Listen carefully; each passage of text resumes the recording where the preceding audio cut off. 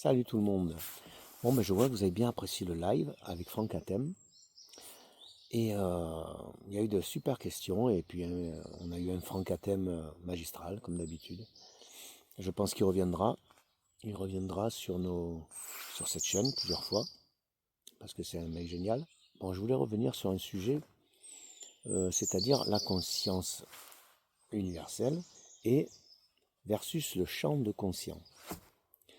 Alors pour ça, imaginez-vous, on va faire une métaphore, hein, imaginez-vous une bulle de savon. La bulle évolue dans l'air. L'air, on va dire que c'est la conscience universelle. Mais à l'intérieur de cette bulle, qu'est-ce que vous croyez qu'il y a? Il y a exactement la même chose, il y a de l'air. Voilà. Et puis il y a cette bulle, il y a cette membrane de savon. Alors, l'extérieur, c'est la conscience universelle. L'intérieur, c'est votre champ de conscience qui est limité par cette membrane qui est la bulle. Donc ce qu'on peut en déduire, c'est que l'intérieur comme l'extérieur, c'est exactement la même chose, c'est de l'air, c'est de la conscience. Et ce qui détermine votre champ de conscience dans cette conscience, c'est que simplement que la conscience est réduite par la bulle. Mais quand vous faites une expansion de conscience par de la méditation ou autre chose, cette bulle, au lieu d'être comme ça, elle est de plus en plus grande. Il y a toujours la bulle, hein. Il y a toujours la membrane. Elle est de plus en plus grande.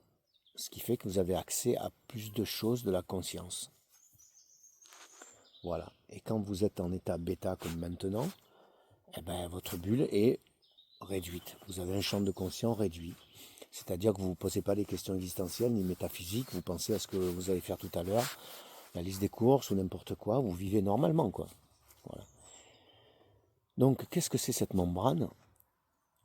Puisque à l'intérieur, c'est de la conscience, et qu'à l'extérieur, c'est de la conscience, la membrane, c'est ce qui réduit cette conscience en un champ de conscience. Qu'est-ce que c'est cette membrane? La membrane, c'est l'acte d'observation, c'est la conscience qui se joue par cette membrane. Je m'explique. C'est le champ de conscience à l'intérieur qui se projette sur l'intérieur de la membrane de la bulle de savon. Donc c'est un film qui se joue sur un écran. C'est un film qui se joue sur la membrane de la bulle de savon. C'est un hologramme, c'est semi-holographique, on va dire. Voilà.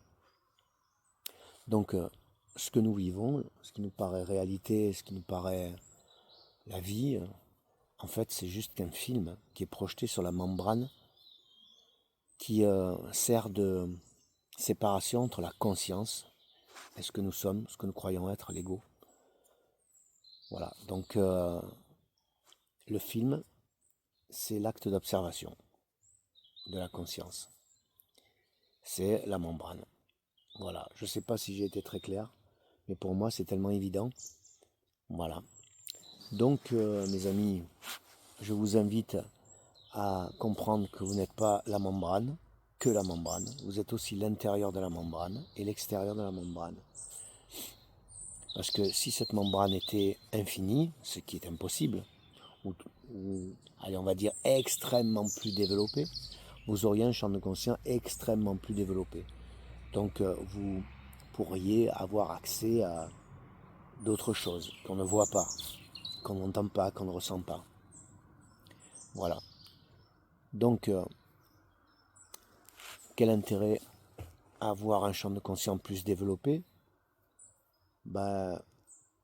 Si c'est acquis petit à petit en vivant normalement, alors c'est intéressant. Parce que ça fait de nous des réveillés, voire des éveillés. Si maintenant ce champ de conscience est activé d'un seul coup, par une expansion de conscience,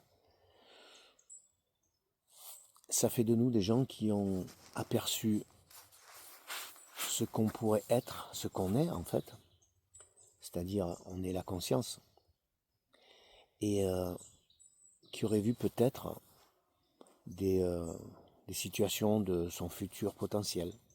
Alors qu'est-ce que ça fait? Ça fait que du fait qu'on a vu ce futur potentiel, Et si on n'est pas franchement initié à tout ça, on va essayer de changer les choses dans notre vie pour accéder à ce futur potentiel. Ce qui n'était pas prévu au départ. Parce que vous allez faire plein d'incidents dans votre vie qui n'auraient pas dû être. Donc voir les choses en avance, c'est pas forcément bénéfique. Voilà. Il vaut mieux être conscient des choses, de ces choses, que le futur est écrit, que tous les futurs potentiels sont déjà là, et que pour y accéder, il suffit de faire confiance. Il suffit de laisser faire la conscience qui vous donnera toujours le meilleur. Donc, ça ne vous empêche pas de rêver beaucoup votre futur potentiel pour essayer d'y accéder un de ces jours. Parce qu'en le rêvant, vous allez syntoniser les vibrations hautes du cœur, les vibrations de la joie, qui seront en adéquation avec les vibrations du cœur et de la joie dans votre futur potentiel. Et à ce moment-là, la syntonisation opère et arrive au fur et à mesure sur cette membrane qui est la réalité, que nous prenons pour la réalité. Donc vous vivrez vos futurs potentiels parce que vous les aurez beaucoup rêvés, comme si vous les aviez déjà.